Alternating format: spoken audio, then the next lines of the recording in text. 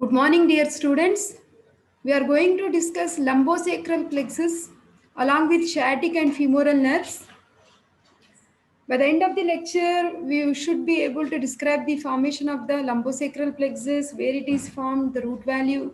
We will see the main branches. We will see the course of femoral and sciatic nerves. We will also list out the motor and sensory distribution of femoral and sciatic nerves. We will describe the main motor and sensory effects in case of lesion of femoral and sciatic nerves. Now, the lumbar plexus, so you can see here T12, L1, L2, L3, L4, L5 and S1. These are like thoracic vertebra, 12th thoracic vertebra, first lumbar to fifth lumbar vertebra. This is the sacrum bone. So when you just observe between the T12 and L1, we have the first lumbar nerve coming out. Then we have, this is L1, then we have L2, L3, L4 and L5. So first sacral nerve is coming from the sacral foramina 1, 2, 3, 4 and so on. So when you see the lumbar plexus is formed by the ventral rami of upper four lumbar spinal nerves. That is L1, L2, L3 and L4. They are formed within the substance of this muscle, that is psoas major muscle. Okay. Then the main branches of this lumbar plexus are, you will see iliohypogastric, then ilioinguinal, which go and supply the anterior abdominal wall. Then we have genitofemoral, which is supplying the skin of the thigh and cremaster muscle. Okay. Then we have obturator nerve, which we have seen supplying the medial compartment of the thigh. Then we have femoral nerve, which will be supplying the muscles of the anterior compartment of the thigh. Okay. Then so you can see all the nerves. So this is the femoral nerve. Then we have iliogastric, iliohypogastric, ilioinguinal. This is the femoral nerve. Okay, obturator nerve we have discussed in detail already. Hypogastric nerve. Okay, femoral nerve on the other side also it is shown. Now let us discuss femoral nerve in detail. We have already studied femoral triangle in the front of the thigh. And when we have studied the femoral triangle, we have come across van structures, the structures from medial to lateral, like we have femoral vein, femoral artery, and femoral nerve. Isn't it? No. So once you do the femoral nerve, we know it is coming from the lumbar plexus and the root value is L2, L3 and L4. So it descends lateral to the psoas major muscle and enters the thigh behind the midpoint of the inguinal ligament. So this is the inguinal ligament. This is the midpoint of inguinal ligament. We see it is going behind the inguinal ligament, isn't it? Then, so it passes lateral to the femoral artery, that is also pretty well seen here, and then divides into anterior and posterior divisions. Now, so the muscular branches of femoral nerve are, see here, so in the abdomen, it gives the nerve supply to iliacus. So this is the iliacus muscle, which is supplied by the femoral nerve, which is flexor of hip joint. In the lower limb, it gives nerve supply to the muscles of anterior compartment of the thigh. Now, what are the various muscles we have in the anterior compartment? Together, we call them as quadriceps femoris, isn't it? We have rectus femoris, vasetus medialis, vasetus lateralis. If you lift vasetus like rectus femoris, we will see vasetus intermedius, isn't it? So, and sartorius. So these are the muscles what we see in the front of the thigh. So to the muscles of the anterior compartment or the front of the thigh, we will see the branches are coming from femoral nerve. And see these flexors of hip joint, that means sartorius and also pectineus, they are also supplied by femoral nerve. And extensors of knee joint, so all these four muscles together, what I said, like vasetus medialis, vasetus intermedius, vasetus lateralis and rectus femoris, they are extensors of knee joint. Together they are called as quadriceps femoris and they are supplied by femoral nerve. Now, cutaneous branches of femoral nerve. So the cutaneous branches are the ones which are supplying the skin. So now whichever are shown in the orange color, they are actually supplied by the anterior division, anterior division of the femoral nerve, which is now cutaneous. So the anteromedial aspect of the thigh, the medial side of the knee, leg, and foot. Towards the foot, we have the saphenous nerve. Okay, these are the cutaneous branches of femoral nerve. Now, what happens if there is something wrong with femoral nerve? If it gets injured, obviously whatever muscles which are supplied by the femoral nerve, they get paralyzed. So if iliacus is paralyzed, so flexion of hip is affected. Sartorius, if it is paralyzed, you will see flexion and abduction of the hip are affected. If pectineus is paralyzed, flexion and adduction of the hip is affected. Quadriceps femoris muscles, if they are paralyzed due to non-availability of blood supply, due to the damage of this femoral nerve, you will see there will be extension of knee. Now, the femoral nerve injury, motor manifestations, you will see wasting of the front of the thigh muscles, that is quadriceps femoris, loss of sensation of knee, then weak flexion of hip, then sensory effect, loss of sensation over area supplied, that is anteromedial aspect of the thigh, medial side of the knee, leg, and foot. Okay, those are the sensory effects. Once you are done with femoral nerve, so now we have sacral plexus. Okay, so from the in the sacral plexus we have like nerves like L4, then L5, L4, L5, S1, S2, S3, sometimes even S4. Okay, so formation by the ventral rami of part of L4 and whole L5, S1, S2, S3, and S4. So these nerves are forming a plexus in front of this muscle, which is called as piriformis. Now, the sacral plexus. So, like main branches, we have pelvic splanchnic nerves, preganglionic parasympathetic to pelvic viscera and hindgut derivatives. We have pudendal nerve, which is going and supplying the pudendum. So, this one is the pudendal nerve. Okay. Then, now from the sacral plexus, the most important nerve what we have is sciatic nerve, which supplies the lower limb. Now, the sciatic nerve is originating from sacral plexus.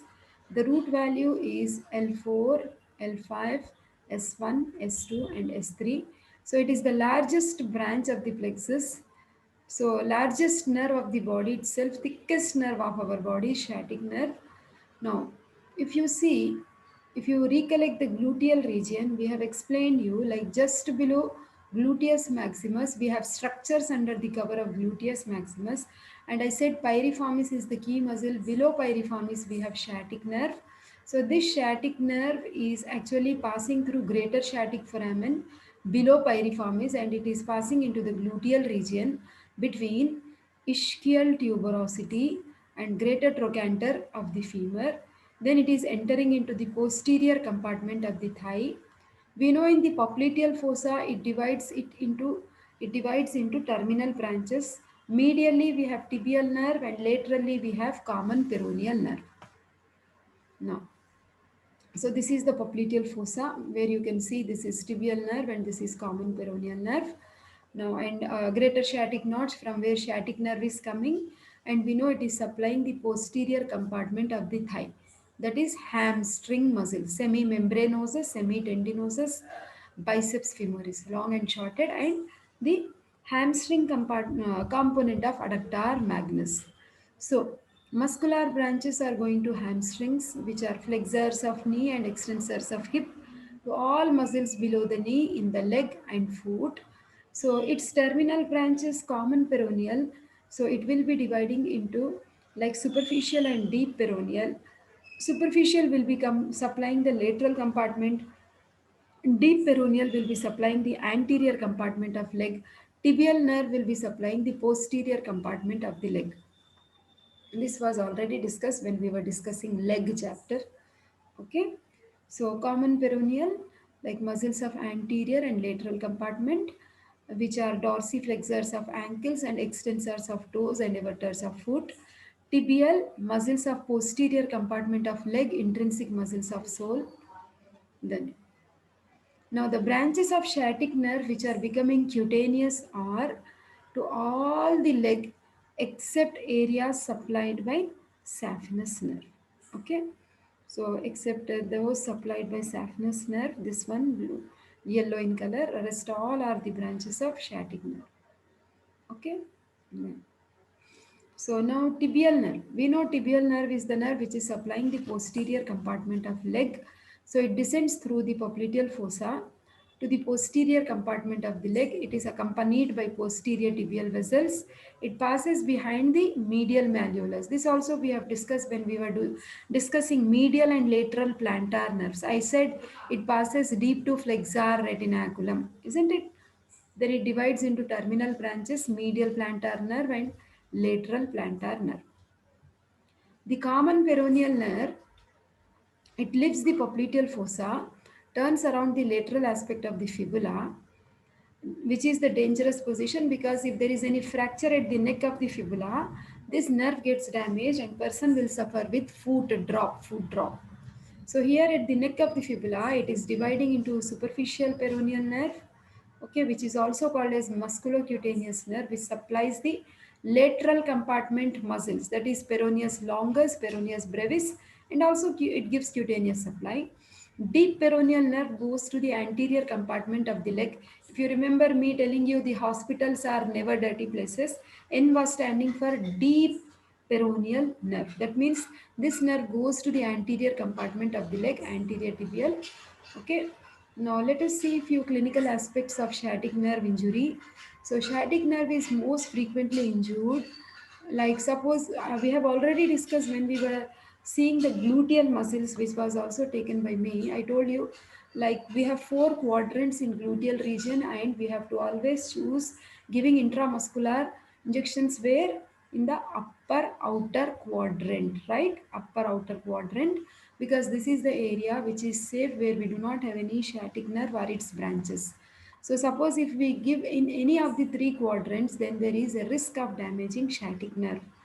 Okay, so most nerve lesions are basically incomplete, and in 90% of injuries, the common peroneal nerve is the most affected one because the common peroneal nerve, just now I told you it's very much superficial and its fibers also lie superficial within the sciatic nerve. Okay, so in case of road traffic accidents where there is a car accident, okay, so like where you have the posterior dislocation of hip joint, okay, and when we give like injection in any of the sites other than upper outer quadrant, the risk of damaging sciatic nerve is very common. So we know like motor effects, obviously hamstring muscles will lose their function. Okay, marked wasting of muscles below the knee. Okay, as you can see here. Then weak flexion of the knee because sartorius and gracilis are intact. Then weak extension of hip because gluteus maximus, which is supplied by inferior gluteal nerve, this is also intact. All the muscles below knee are paralyzed.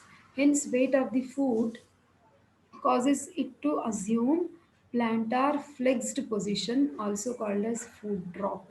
And the gait you can see here, this way you call it as stamping gait. Now, sciatic nerve injury, we know this is all sensory distribution of sciatic nerve and the terminal branches also like via like tibial nerve, we have medial and lateral plantar nerves. So, sensation is lost below the knee except for a narrow area of the medial side of the lower part of the leg and medial border of the foot as far as the ball of the big toe, which is supplied by saphenous nerve. Except for that, every sensory sensation in the leg below the knee is lost. Okay, then now very commonly we come across this word sciatica. What is sciatica? See, sciatica is nothing but compression of the sciatic nerve. So it's a condition in which patient will have pain along the sensory distribution of sciatic nerve. Pain is experienced in posterior compartment of thigh, then posterior and lateral sides of the leg and lateral part of the foot. Okay, pain from sciatica radiates from buttock down to the leg and it can travel as far as feet and toes. Okay, then sciatica can be caused. You see, these are the vertebrae and this is the intervertebral discs. Suppose if this disc is herniating, So obviously it will be compressing the nerves which are coming from there. So compressed lumbar spinal nerve is one reason. Prolapse of intervertebral disc with pressure on one or more roots of lower lumbar and sacral spinal nerves. Okay, you can see here. Also, pressure on the sacral plexus or sciatic nerve by intrapelvic tumor, inflammation of sciatic nerve or its terminal branches. Okay, so apart from that, once we are done with sciatic nerve, the terminal branches we have this common peroneal nerve may be injured at the neck of the fibula. Okay, so because it is winding around the neck of the fibula where it is very much superficial and it is prone for injuries. So it enters the peroneus longus muscle here. This is the dangerous position. So common peroneal nerve is commonly injured in fractures of neck of the fibula and by pressure from cars or splints. So common peroneal nerve injury, now we know common peroneal nerve will be dividing into superficial and deep nerves, right? Superficial nerve will be supplying the lateral compartment of the leg, deep will be supplying the anterior compartment of the leg. Hence, you will have the corresponding motor symptoms. So muscles of anterior and lateral compartments of leg are paralyzed. As a result, the opposing muscles, the plantar flexors of ankle joint and inverters of subtalar joint, cause the foot to be plantar flex, that is foot drop and inverted, an attitude referred to as talipus equinovarus. Common peroneal nerve injury, the sensory loss, this is the area of superficial peroneal nerve, okay, and this is the area of deep peroneal nerve. So these are the areas which will lose the sensory information also. Sensation is lost between the first and second toes and medial side of the big toe and lateral side of the leg. Okay. Then tibial nerve injury, we know like tibial nerve is supplying the posterior compartment of the leg. Hence, complete division results in all the muscles of the back of the leg and sole of the foot are paralyzed. So the leg assumes this typical position of dorsiflexion at the foot, at the ankle joint, and evert the foot outwards at the subtalar joint. An attitude referred to as talipus calcaneovalgus. Okay, you can see this is our sciatic nerve which is going at the back, and then we have this is our tibial nerve lifts the popliteal fossa by passing deep to the gastrocnemius and soleus. Because of its deep and protected position, it is rarely injured, luckily. Suppose if it is getting injured, sensory loss over lateral side of the leg, sural nerve, and we can see trophic ulcers in the sole also. So congenital talipus equinovarus, it looks like this. That's it. Thank you all of you.